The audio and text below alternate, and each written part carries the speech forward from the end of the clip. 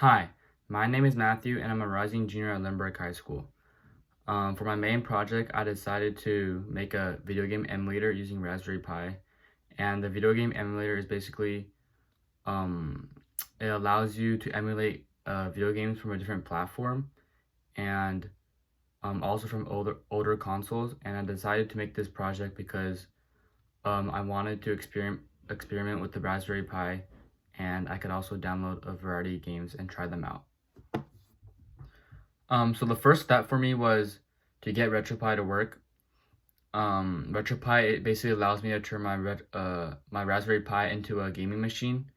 And I first downloaded RetroPie, the file, onto my computer, then wrote it onto my SD card. And after putting the SD card into my Raspberry Pi, RetroPie showed up, and I configured the settings and set up the Wi-Fi. I then downloaded some games off the internet, and I had to make sure they were safe. And I then used network file sharing to transfer the files onto the RetroPie.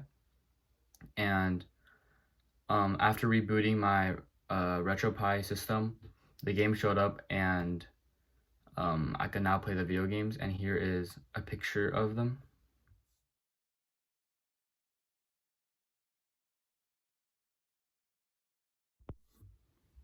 After getting RetroPie to work, I decided to make a custom controller, and I made one by using an arcade controller kit, which includes the buttons and the joystick for the controller.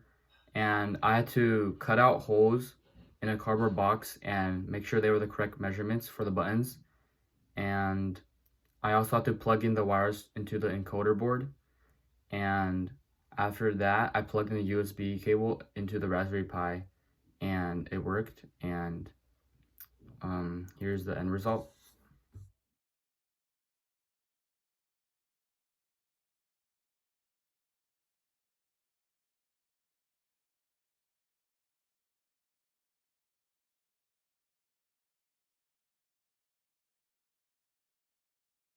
My next modification was making a custom game and getting it onto the RetroPie, and this was definitely like the most challenging part of my project.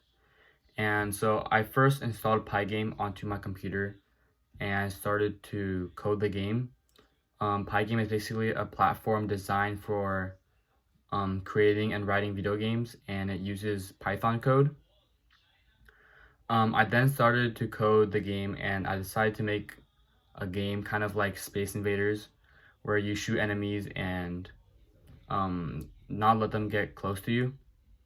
And this was one of the most challenging parts because I had to like code from scratch, and so I followed some tutorials and videos, and this took me a couple of days to finish. But after I finished, I had to find a way to transfer the game onto RetroPie, and this was also extremely difficult because the steps were confusing. So I basically had to go into RetroPie's configuration system and transfer the code and the file I made on my computer onto the Raspberry Pi. It was pretty confusing at first because there are a lot of steps, and I didn't know how to navigate the terminal on the RetroPie. But after playing around with it for a while and putting files into the right places, I finally got it to work. The game then showed up on my RetroPie, and I now had my own game that I was able to play. So right now I'm just booting up my RetroPie and waiting for everything to load.